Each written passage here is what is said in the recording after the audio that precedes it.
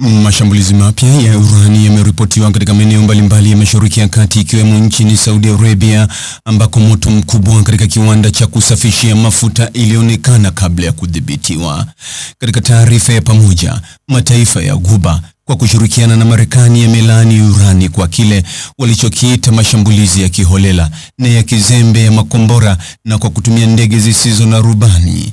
Nchini Kuwait, jeshi la Kuwait limesema ndege kadhaa za kivita za Marekani zimeanguka, lakini wafanyakazi wa ndege hizo wapo salama. Chanzo cha ajali hizo kinachunguzwa bado.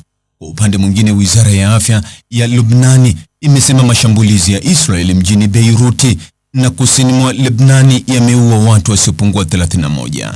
Israeli imesema ilikuwa ikijibu mashambulizi kutoka kwa Hezbollah. Hapo siku ya Jumapili, shambulio la kombora kutoka Iran liliua watu 9 katika mji wa Beit Shemesh nchini Israeli. Wakati hayo yakichomoza, yaeleza kuwa vitendo vya Iran vinawakilisha kuongezeka kwa hatari ambayo inatishia utulivu katika eneo la Mashariki ya Kati. Taarifa ya pamoja kutoka Marekani na mataifa ya 6 ya washirika wa Ghuba imeeleza. Taarifa hiyo iliyochapishwa awali kwa Kiarabu iliyotolewa kwa pamoja na Kuwait, Saudi Arabia, Bahrain, Qatar, Jordan, UAE na Marekani. Wote kwa pamoja wanasema wanathibitisha tena haki yao ya kujilinda, huku mashambulizi ya Iran yakiendelea kurindima katika eneo hilo.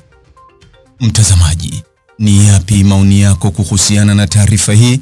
Andika maoni yako katika sehemu ya ujumbe hapo chini. Like na subscribe pia ili uwe wa kwanza kupata habari wa chungu tele. Hii ni Focus News. Jina langu ni Deo Kaji Makomba.